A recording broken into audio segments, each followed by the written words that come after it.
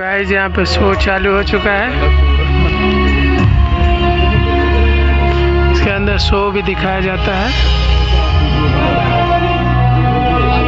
गांधी जी और बिहार।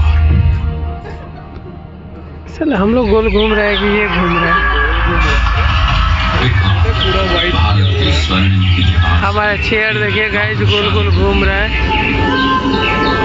इसी भूमि पर कभी भगवान महावीर और गौतम बुद्ध ने दुनिया को प्रेम और अहिंसा का मार्ग दिखाया था। ये कौटिल्य और सम्राट अशोक की भूमि है। ये आर्यभट्ट और शेरशाह सूरी की भूमि है। इसी भूमि पर गुरु गोविंद सिंह और वीर कुंवर सिंह जैसे परम वीर जन्मे और यहीं पर राष्ट्र कवि दिनकर और साहित्यकार रेणु जैसे विद्वानों ने अपनी कलम से दुनिया को प्रेरित किया है। गंगा की धाराओं से सिंचित बिहार की भूमि ने आदिकाल से ही भारत की शान को बढ़ाया है।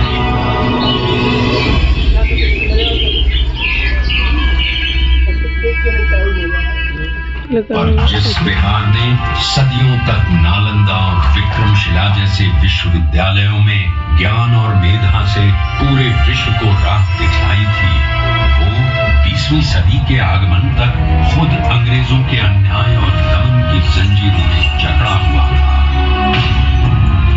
ये वो समय था जब अंग्रेजों ने भारत को पूरी तरह गुलाम बना लिया था।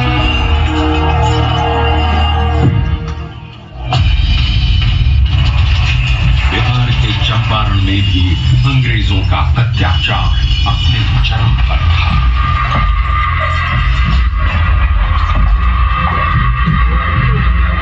चंपारण की उपजाऊ भूमि अंग्रेजों के लालच के कारण जबरन नील उगाने को लाचार थी और धीमे धीमे बंजर हो गई थी।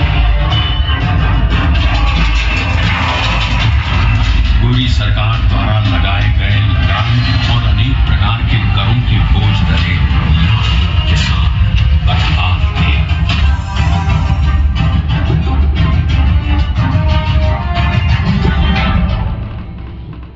और जब पूरा चंपारण नाउम्मीदी के अंधकार में डूबा हुआ था, तब उस जमीन पर एक महान आत्मा का आगमन हुआ। पंडित राजकुमार शुक्ल के बारंबार आग्रह पर चंपारण आए गांधी जी को उस समय इस बात का बिल्कुल भी अंदाजा नहीं था कि बिहार से उनकी ये भेंट उनके जीवन की सबसे महत्वपूर्ण घटना बन जाएगी। अंग्रेजों द्वारा किए जा रहे अन्याय और दमन से उत्पीड़ित किसानों को देख पहली बार भारत की अवदशा से अवगत होकर उन्होंने चंपारण में कहा, मुझे नीलहे किसानों में सत्य दिखा। भारत भूमि पर यह पहली बार था जब अन्याय और बर्बरता का जवाब सत्य और अहिंसा से दिया गया। उनके नेतृत्व और सिद्धांत से प्रेरित होकर बिहार के सर्वश्री ब्रजकिशोर प्रसाद, अनुग्रह नारायण सिंह, डॉक्टर राजेंद्र प्रसाद, आचार्य कृपलानी, मजहरुल हक, रामनाथी प्रसाद, बाबू धर्मीधर प्रसाद आदि जैसे नेतागण भी इस आंदोलन में कूद पड़े।